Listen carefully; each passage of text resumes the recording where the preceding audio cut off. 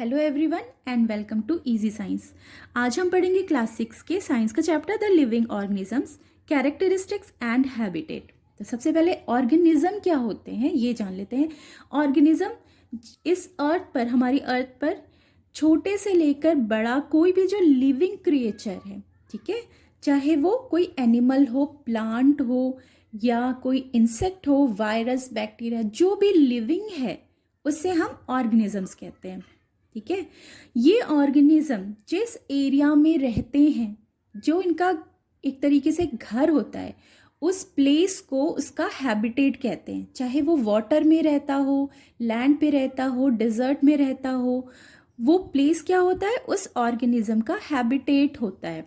और जहाँ से वो अपना फूड भी लेता है, जहाँ पे वो वाटर लेता है, एयर ब्रीथ करने के लिए एयर लेता है, लाइट लेता है, शेल्टर लेता है, और भी जो लाइफ के लिए इम्पॉर्टेंट चीज़ें होती हैं, वो सारी चीज़ें हमें उस ऑर्गेनिज्म को हैबिटेट से मिलती है। जिस जगह से मिलती है उस जगह को हैबिटेट कहते हैं। ठीक है, जैसे कि हैबिटेट एक तरीके का आप समझ लो घर, वो प्लेस जो घर की तरह हो। ठीक है, अब ये हैबिटेट दो तरीके के होते हैं। जैसे कि ऑर्गेनिजम्स भी कई तरह के होते हैं ना। कुछ ऐसे होते हैं जो लैंड पर रहते हैं, ठीक है, लैंड में, कुछ डेजर्ट में रहते हैं, कुछ ग्रास लैंड में रहते हैं, और कुछ ऐसे हैं जो वाटर में भी रहते हैं। ठीक है, तो इस तरह से हैबिटेट भी दो पार्ट में डिवाइड है। ठीक है, जैसे जो लैंड पे रहते हैं उनको सबसे पहला हैबिटेट क्या है, terrestrial habitat, habitats which are found on land. ठीक है, कुछ जो लिविंग ऑर्गेनिज्म है, जो कुछ ऐसे क्रिएचर हैं जो लैंड एरिया पर रहते हैं, जिनका हैबिटेट लैंड पर होता है, उससे टेरेस्ट्रियल हैबिटेट कहते हैं। और कुछ ऑर्गेनिजम्स ऐसे होते हैं जो वाटर में रहते हैं, उनके हैबिटेट को एक्वेटिक हैबिटेट कहते हैं। ठीक है, तो हैबिटेट कितने तरह के हो गए, दो तरीके के हो गए, राइट। अब टेरेस्ट्रियल हैबिटेट में कई वैरायटी होती है। कुछ ऐसे हैं, फॉर एग्जाम्पल ग्रास लैंड। ठीक है, ग्रास का जो लैंड होता है उसे ग्रास लैंड कहते हैं। कुछ ऐसे होते हैं जो डेजर्ट में रहते हैं, यानी रेत में रहते हैं।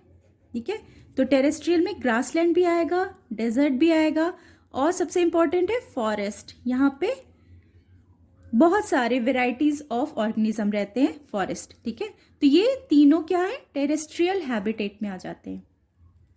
एक्वेटिक हैबिटेट, बेसिकली ये वाटर में रहने वाले वाटर का जो हैबिटेट है उसे कहते हैं एक्वेटिक। अब उसमें क्या क्या आ जाएगा, एग्जाम्पल ये आ जाएगा, पूल आ जाएगा, या पॉन्ड है, फिर है रिवर और सी। ठीक है, एक्सेट्रा, ये सारे क्या है, एक्वेटिक, यानी कि वाटर वाला हैबिटेट। ओके, अब इस हैबिटेट में कुछ ऐसे भी ऐसी भी चीजें हैं जो लिविंग है, और कुछ ऐसी भी हैं जो लिविंग नहीं है। ठीक है, तो जो लिविंग है, जिनमें लाइफ है, उन्हें हम कहते हैं बायोटिक कंपोनेंट। उस हैबिटेट के अंदर कुछ ऐसी चीजें भी होती हैं जो लिविंग होती हैं, उन्हें हम कहते हैं बायोटिक कंपोनेंट। जैसे प्लांट है, एनिमल है, इंसेक्ट है, ये क्या है, इनके अंदर लाइफ होती है ना। तो ये सारे बायोटिक कंपोनेंट्स के एग्जाम्पल आ गए। All living beings in a habitats are known as biotic components. ठीक है, ये इसका डेफिनेशन है।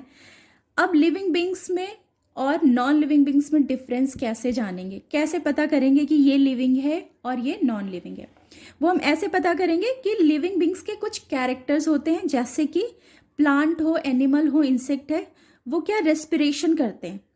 सबसे पहला वो रेस्पिरेशन करेगा, सांस, ब्रीदिंग। ओके, दूसरा वो फूड इनटेक करेगा, चाहे वो प्लांट होता है या इंसेक्ट होता है या एनिमल है, वो अपना भोजन लेता है, खाना लेता है। एक्सक्रीशन करता है, मूवमेंट होती है, प्लांट में नहीं होती है बट एनिमल, इंसेक्ट, इनमें मूवमेंट होती है। रिप्रोडक्शन करता है, ठीक है, अपनी ही तरीके का नया जनरेशन उसमें पैदा होते हैं, रिप्रोड्यूस करता है, ग्रो करता है, और डाई भी होता है, क्योंकि लाइफ है, लिविंग है, तो डाई भी होगा अंत में एक दिन। तो ये सारे कैरेक्टर्स होते हैं लिविंग कंपोनेंट में, ठीक है, लिविंग बींग्स में।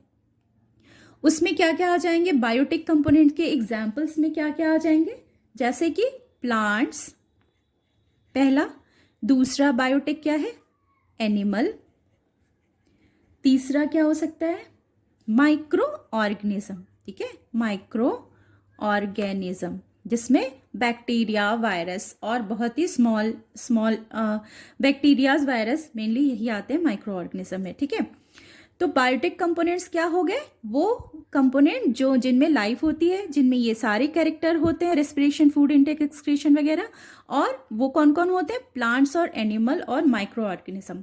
ये ही रेस्पायर करते हैं, रेस्पिरेशन करते हैं, फूड इनटेक होता है इनमें, एक्सक्रीट करते हैं, मूवमेंट करते हैं, एक्सेट्रा, ठीक है। तो ये सारे हो गए बायोटिक कंपोनेंट के एग्जाम्पल। उसी हैबिटेट के अंदर, चाहे वो टेरेस्ट्रियल हैबिटेट हो या एक्वेटिक हैबिटेट हो, बायोटिक कंपोनेंट यानी लिविंग कंपोनेंट, लिविंग थिंग्स के अलावा ऐसी भी चीज़ें होती हैं जिनमें लाइफ नहीं होती है, जो लिविंग का कैरेक्टर है, यानी कि जो रिप्रोड्यूस नहीं करते, जो ब्रीथ नहीं करते, जो ग्रो नहीं करते हैं, जो फूड इनटेक नहीं करते, ऐसे भी कंपोनेंट होते हैं, उन्हें कहते हैं ए बायोटिक कंपोनेंट, ठीक है। तो क्या होता है, इसमें क्या क्या आ सकते हैं, हमारे उस हैबिटेट में क्या क्या चीज़ें और होती हैं जिन्हें हम ए बायोटिक कहते हैं, वो होते हैं सॉइल, ठीक है, मिट्टी वहाँ की, और एयर, और क्या हो सकता है, लाइट, ठीक है। ये सारे क्या है, ए बायोटिक कंपोनेंट है, क्योंकि इनमें न रिप्रोडक्शन होता है, न फूड इनटेक होता है, न ग्रोथ होता है, न लाइफ होती है, ठीक है। तो ये सारे किस में आ जाते हैं, ए बायोटिक कंपोनेंट में, जिनमें लाइफ नहीं होती है, कोई लिविंग ऑर्गेनिज्म का कुछ भी कैरेक्टर ये शो नहीं करते हैं, वो कहलाते हैं ए बायोटिक कंपोनेंट, ओके। बट ये ए बायोटिक कंपोनेंट भी बहुत इंपॉर्टेंट होते हैं हर एक ऑर्गेनिज्म के लिए, चाहे वो प्लांट हो या एनिमल हो या ह्यूमन हो, उनकी ग्रोथ के लिए, उनके लाइफ के लिए बहुत इंपॉर्टेंट होते हैं। क्योंकि प्लांट क्या करते हैं, लाइट से, सॉइल से ग्रो करते हैं, राइट। और वैसे ही हम ह्यूमंस के लिए, एनिमल्स के लिए सनलाइट बहुत ज़रूरी है, एयर चाहिए ब्रीथ करने के लिए। तो इसलिए जैसे कि बायोटिक कंपोनेंट इंपॉर्टेंट है, ठीक वैसे ही ए बायोटिक कंपोनेंट भी हमारी लाइफ के लिए बहुत इंपॉर्टेंट है, ठीक है। सारे लिविंग क्रिएचर के लिए, चाहे वो बैक्टीरिया, वायरस, कोई भी हो, सबके लिए बहुत इंपॉर्टेंट है, ठीक है। अब इस जो हमारा एनवायरनमेंट है, ठीक है, उसमें क्या हुआ, धीरे धीरे धीरे धीरे चेंजेस आए। जब अर्थ बनी थी तब से लेकर के क्या होता है, चेंजेस आए। उस चेंज में जो भी ऑर्गेनिज्म रह पाया, खुद को अडॉप्ट कर पाया, उसको, वो क्या हुआ, वो लाइफ में आगे बढ़ा। वरना जिन्होंने अडॉप्टेशन जिनके अंदर नहीं हुआ, वो क्या हुआ, आगे वो डेड हो गए, वो धीरे धीरे एक्सटिंक्ट भी हो गए। तो बेसिकली अडेप्टेशन क्या होता है, adaptation the presence of specific feature which enable a plant or an animal to live in a particular habitat is called adaptation, ठीक है।